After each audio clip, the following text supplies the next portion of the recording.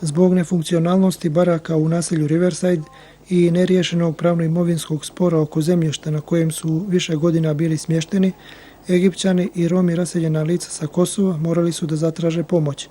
Lokalna vlast je u dogovoru sa Komesarijatom za izbjeglice pokrenula pitanje oko izgradnje trajnijeg smještaja za pomenuta lica. Ubrzo su pronađeni finansijeri, Europska agencija za razvoj i UNHCR preko njemačke organizacije HELP. Avgusta mjeseca prošle godine otpočela je izgradnja 24 stambena objekta za smještaj oko 200 Egipćana i žitelja romske populacije. Već ovih dana otpočelo je njihovo useljavanje. Na inicijativu ženske nevladine organizacije Feniks posjetili smo ovo naselje koje danas ima naziv Riverside Rudeš zbog nove lokacije, a u pitanju je opštinsko zemljište. Sa ovdašnjim stanovnicima razgovarali smo o njihovom smještaju, školovanju djece i kulturnim aktivnostima. Šta za vas predstavljaju ove izgrađene kućice?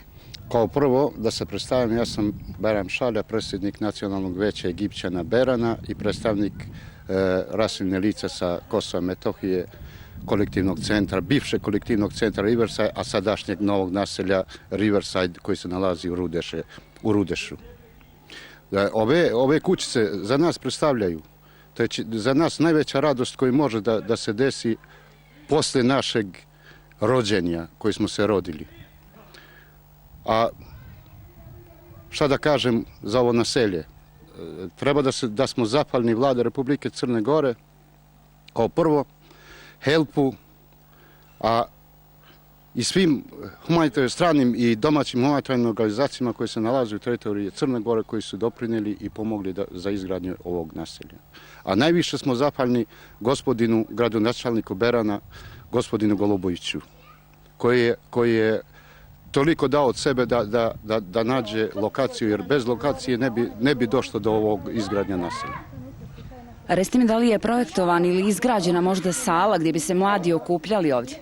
Nažalost, tu salu još nije u planu da se dogradi, ali ja bih zamolio bila koja humanitarna organizacija da pomogne da dođe do te izgradnje zajedničke prostorije, gdje bi se skupljali naši mladi i normalno i stariji, koji bi nam služio kao klub jedan za Egipćane i Rome koji se nalazi i u ovom kolektivu i normalno za domicilno stanovništvo Berana koji su nacionalnosti Roma i Egipćana. Gospodine Šalje, da li možete da nam odgovorite koliko porodica se preselilo u ovo naselje i koje kvadrature su ove kućice? Pa trenutno nisu se sve porodice nisu uselili, pošto još je u toku izgradnja ovija što treba oko sanitarije i staze neke i očekujemo uključenje struje.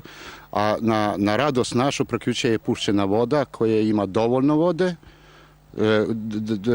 što će da nam služi za naše potrebe, ali očekujemo svakoga dana da u ovu 3-4 dana najdalje će, verujem, tako nam je obećano, a sve što obećavaju ispunjavaju, bit će uključena i struja i očekujemo u toku nedelje useljenje svi 24 porodica u 24 baraka. Što se tiče kvadratura ovih kućica ovdje, znači ima od 52 kvadrata, ima 44, ima 35 i 30 kvadrata, koji smo jako zadovoljni sa ovim kvadraturama koji su im po potrebi člana porodice podeljeno svakoj porodici. Koliki je broj djece koja pohađa školu i kakav je vaš odnos sa opštinskom vlašću?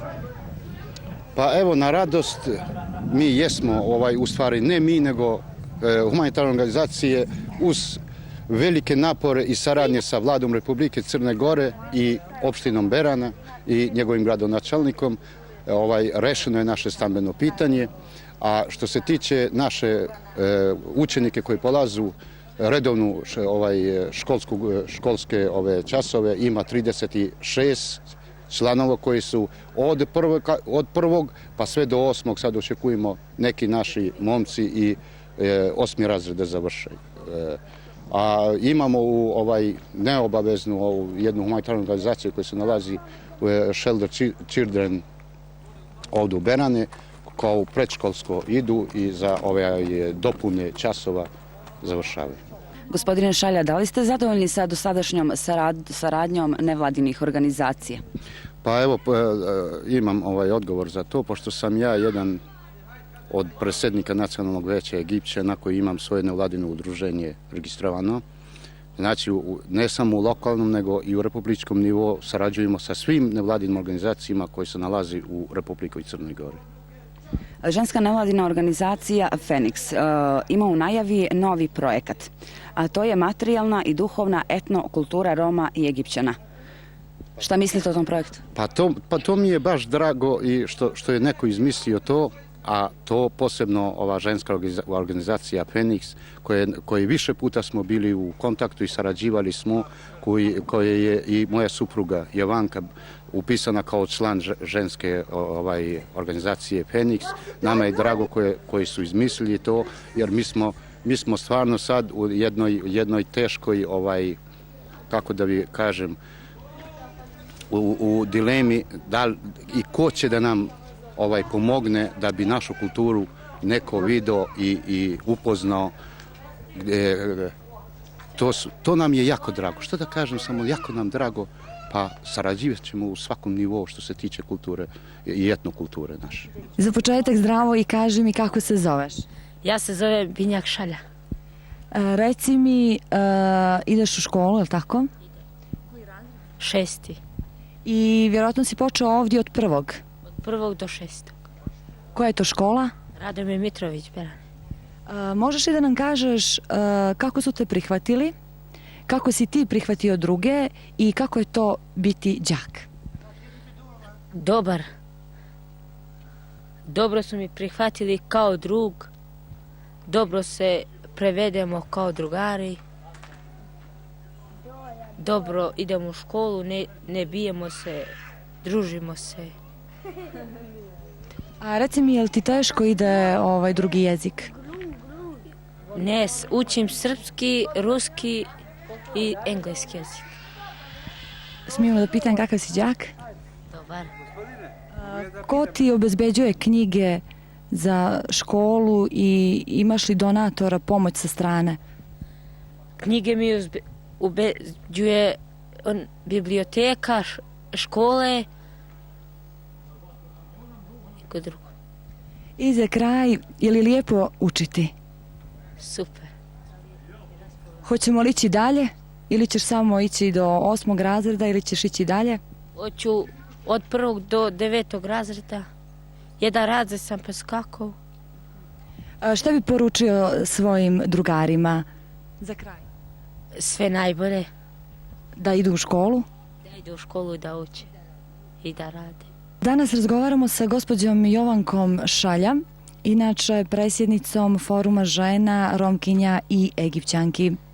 Gospođo Šalja, da li možete da nam kažete, odnosno da napravite razliku između stanja koje ste zatekli 99. godine kada ste došli sa Kosova i stanja u kojem se sada trenutno nalazite?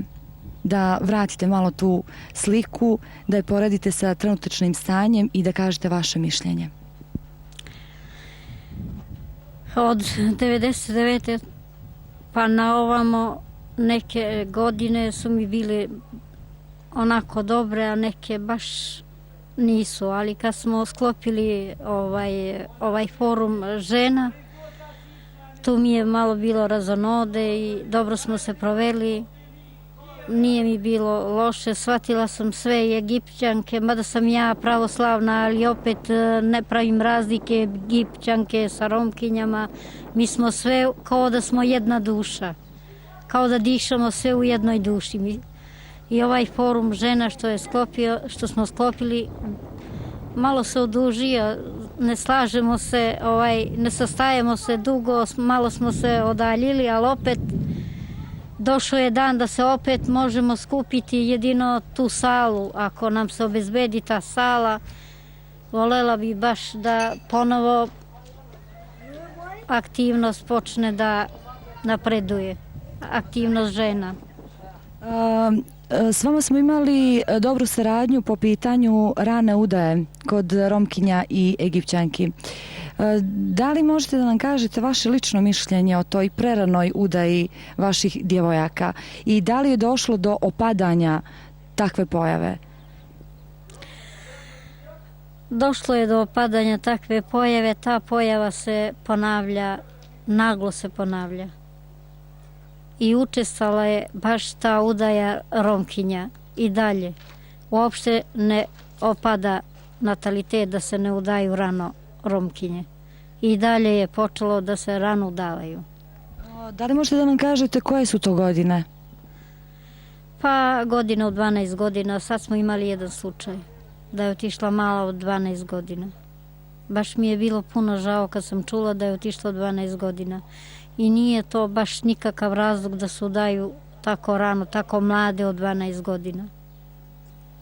Da li postoji način ili mogućnost da se utiče na njih, odnosno na njihove roditelje, da se tako nešto ne dešava, odnosno ne ponavlja i da tako nešto je loša pojava, nešto loše u stvari po njih same, a u stvari i loš primjer za cijelo društvo. Najviše su krivi roditelji. Oni treba da utiču na svoju decu, da ih malo bolje vaspitavaju, da ih ne udavaju rano. Treba malo više da vaspitavaju svoju decu i da imaju pažnje malo više na svoju decu. Zbog toga onda deca, kad ih ne vaspitavaju roditelji, onda oni udavaju se rano i traže da se udaju i gotovo. Mislite li da to što su Romi i Egipćani počeli da se obrazuju, da će samim tim i razvoj njihove svijesti uticati na to da djevojke prestanu da se udaju tako rano i da će se okrenuti nekim drugim smjernicama, to je da se obrazuju, znači školuju, idu dalje i postanu same svjesne sebe? Da li mislite da je to nešto pozitivno i da li ste vi optimista po tom pitanju? Pa jesam optimista.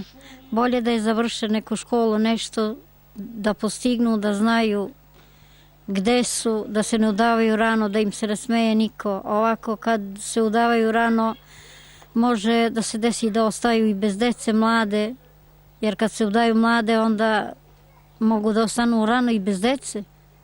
Moguće je i to čim odu od 12 godina, kad nisu zrele za ništa. Znači, gospođo Jovanka, obezbijedili ste dom, odnosno krov nad glavom. Sljedeća akcija koja jeste dovod struje. Šta nedostaje ovom naselju, osim ovog neizgrađenog puta, ovih prilaza do vaših stanova? Šta bi to bila prava svjetlost u vašim domovima, osim te struje? Pa naša prava svjetlost bi bila neki dom. Da nam se napravi dom, da bi mogli da se sastajemo, da se sastanu žene, da razmenjujemo utiske, da se dogovaramo i da imamo neki sporazum između sebe. Možda bi bilo bolje za sve. Nedostaje muzike? To je na prvom nivou. Znači, apelujemo da se napravi taj dom, da bi vi mogli da se družite, da svoju kulturu i svoje običaje držite onako kako treba, da njegujete kao i svi ostali narodi. Da. Da negujemo kulturu i da se razveseli ovaj narod. I onako je, dosta smo bili tužni, što kažu, raseljeni iz Kosova, pa raseljeni sa Taluma, pa sad smo došli ovde na Rudeš, pa malo da i mi se razveselimo. Vi imate specifična zanimanja koja ne mogu da dođu do izražaja. Vi ste rekli domaća radinost. To nije zaživjelo, možda nije bilo donacija, donatora.